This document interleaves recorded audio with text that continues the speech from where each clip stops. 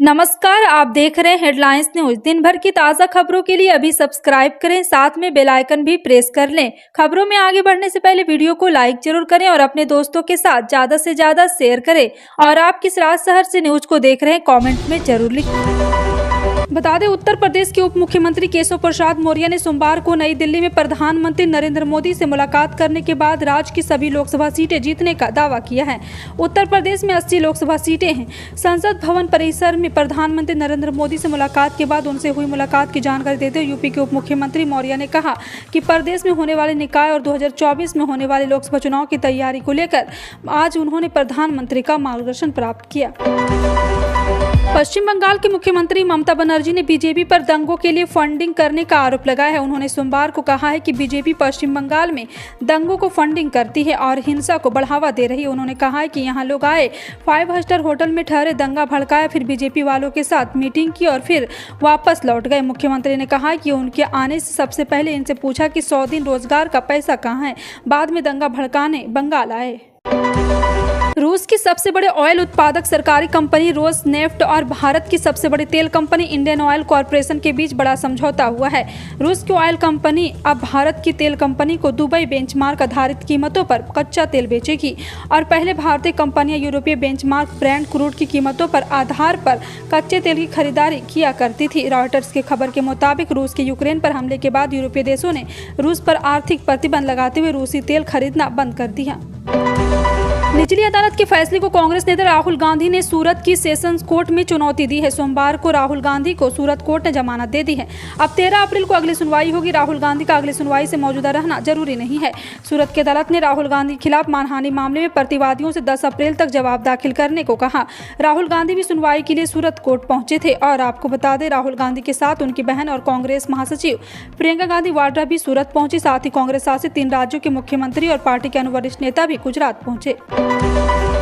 दिल्ली शराब नीति मामले में जेल में बंद आप नेता और पूर्व डिप्टी सीएम मनीष सिसोदिया की न्यायिक हिरासत 14 दिनों के लिए बढ़ा दी गई है। मनीष सिसोदिया की राउज एवेन्यू कोर्ट में पेश किया गया, जहां अदालत ने उन्हें 17 अप्रैल तक न्यायिक हिरासत में रखने का आदेश दिया है। और साथ ही सीबीआई की ओर से पब्लिक प्रोसिक्यूटर ने अदालत को बताया कि जांच अहम मोड़ पर है, इसलिए हम सिसोदिया की न्यायिक हिरासत की अवधि बढ़ाने की मांग कर रहे हैं। केंद्रीय अन्वेषण ब्यूरो सोमवार को अपने 60 वर्ष पूरे होने पर डायमंड जुबली मना रही है। प्रधानमंत्री नरेंद्र मोदी ने इस समारोह का उद्घाटन किया। इस दौरान सीबीआई से जुड़े सुप्रीम कोर्ट के मामलों का संग्रह भी जारी किया गया। और आपको बता दें, इस मौके पर बोलते हुए पीएम मोदी ने कहा, देश की प्रीमियर इन्वेस्टिगेशन एजेंसी के रूप में 60 वर्ष का सफर आपने पूरा किया है। ये 6 दशक निश्चित रूप से उनके उपलब्धियों का रहा है। ये सीबीआई के बीते वर्षों का सफर को दिखाता है। प्रधानमंत्री मोदी ने कहा, सीबीआई ने अपने काम से, अपने कौशल से सामान्य जनन को एक विश्वास दिया है। पश्चिम बंगाल के हुगली जिले में रविवार को रामनवमी के अवसर पर शोभा यात्रा निकाली गई थी। जुलूस के दौरान 2 गुटों में झड़प हो गई थी, जिसकी वजह से इलाके में धारा 144 लागू है। पुलिस से मिली जानकारी के मुताबिक जिले के कुछ हिस्सों में सोमवार 3 मार्च 10 बजे तक इंटरनेट सेवाएं भी बंद कर दी गई है।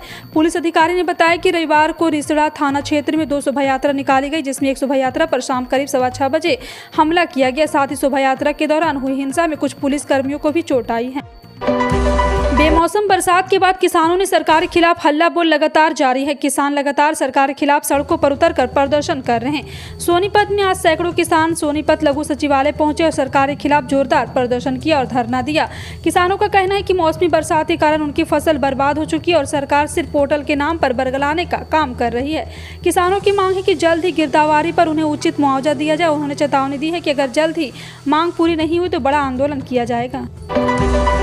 देश की पहली रैपिड रेल का इंतजार हर किसी को है। खासकर दिल्ली से मेरठ तक का सफर करने वाले लोग तो बेसब्री से इसका इंतजार कर रहे हैं। ऐसे में इसके परिचालन को लेकर जल्द ही घोषणा हो सकती है। उत्तर प्रदेश में नगर निकाय चुनाव और ऐसे में चुनाव की घोषणा से पहले रैपिड रेल के पहले चरण को शुरू कर दिया जा सकता है। निकाय चुनाव की तारीखों का ऐलान 10 अप्रैल तक हो सकता है। उससे पहले ही रैपिड रेल शुरू करने की तैयारी है, क्योंकि चुनाव की तारीख का ऐलान होने के बाद आचार संहिता लग जाने के बाद किसी तरह का कोई उद्घाटन या कोई नई योजना की शुरुआत नहीं हो सकती है। देश में फिर से बढ़ रहे कोरोना संक्रमण को लेकर सरकार अलर्ट है। वहीं दिल्ली में कोरोना के बढ़ते मामले को लेकर केजरीवाल सरकार भी अलर्ट है। आम आदमी पार्टी के नेता और मंत्री सौरभ भारद्वाज LNJP हॉस्पिटल का निरीक्षण करने पहुंचे। इस दौरान उन्होंने कहा, अस्पताल प्रशासन को जरूरी दिशा निर्देश दिए गए। उन्होंने कहा है कि लोगों को घबराने की जरूरत नहीं, लोग मास्क और सैनिटाइजर का इस्तेमाल जरूर कीजिए।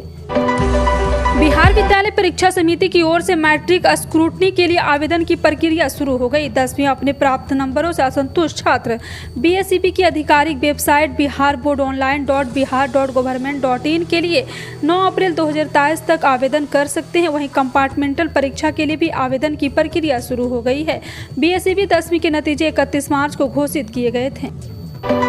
पंजाब के मुख्यमंत्री भगवंत मान ने सोमवार को स्वास्थ्य और खुशहाल पंजाब के निर्माण के लिए जन अभियान पैदा करने के उद्देश्य के साथ सीएम दी योगशाला की शुरुआत करने का ऐलान किया। एक वीडियो संदेश में मुख्यमंत्री ने ऐलान किया कि भारत की शानदार प्राचीन रिवायतों को सुमेल से यह योगशालाएं शारीरिक और मानसिक तौर पर पंजाबियों को स्वस्थ बनाने के सहायक सिद्ध होगी।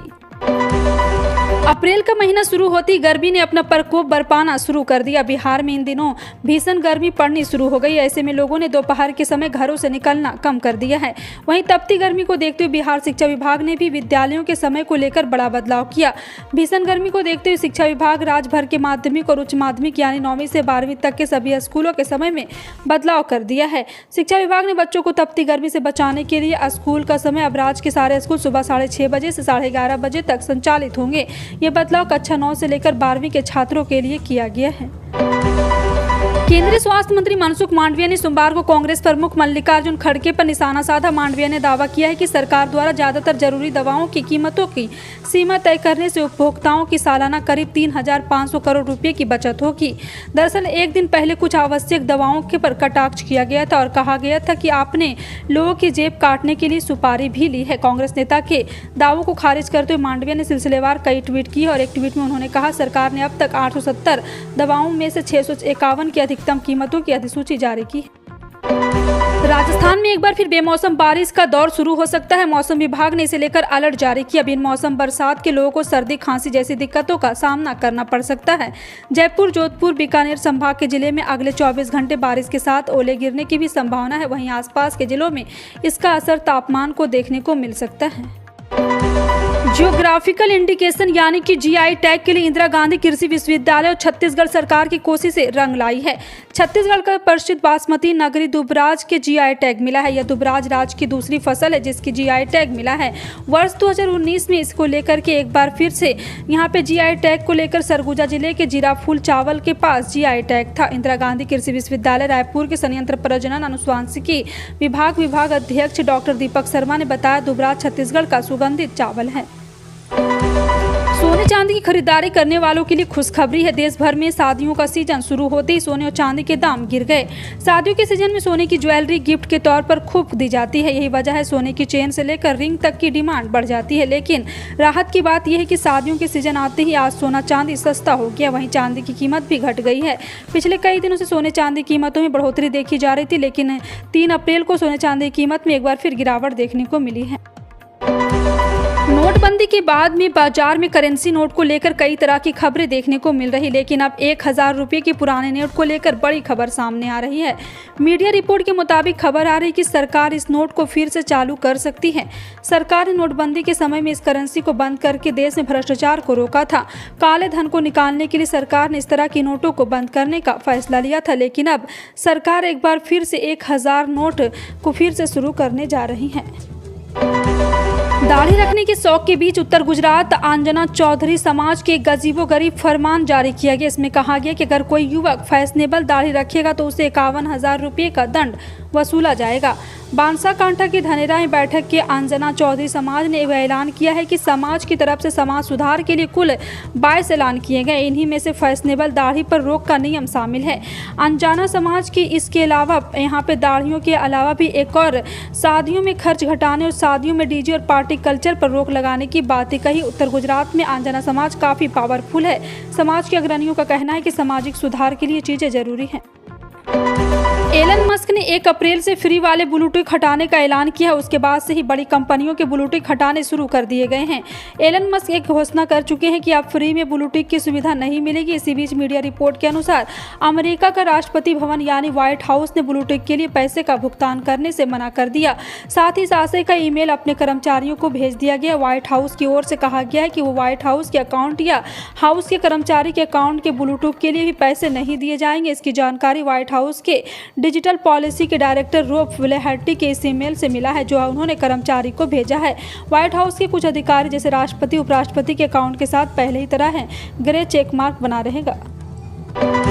राजस्थान विधानसभा चुनाव से पहले सीएम अशोक गहलोत लगातार राहत भरी घोषणाएं और ऐलान कर रहे, जहां सरकार अपनी घोषणाओं में हर वर्ग को साधने की कोशिश कर रही।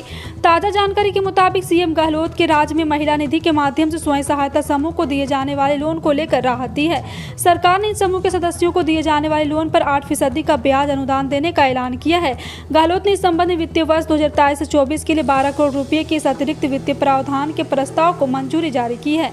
इसके अलावा मुख्यमंत्री ने दिव्यांगजनों के लिए चलने वाले अनुदानित शिक्षण संस्थानों के कार्मिकों को मानदेय में 15% की बढ़ोतरी करने की स्वीकृति दी है। बता दें कि सरकार का कहना है कि फैसले से स्वयं सहायता समूह की महिलाएं सामाजिक और आर्थिक उन्नति मिलने की दिशा में अग्रसर होगी। आपका इन सभी खबरों पर क्या कहना है, कमेंट सेक्शन में टाइप करके जरूर बताएं। इसी तरह की पल पल की अपडेट जानने के लिए जुड़े रहें आप अपने हेडलाइंस न्यूज के साथ। मिलते हैं अगली बड़ी खबर में, तब तक के लिए जय हिंद।